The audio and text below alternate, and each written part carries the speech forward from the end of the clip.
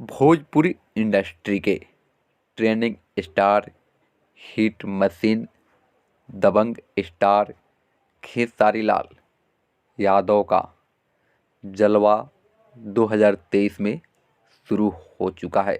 हाँ, उधार धनिया एक गाने को जो है कि जल्द ही blue beat Bhojpuri YouTube channel पर आप सभी को देखने को मिलेगा।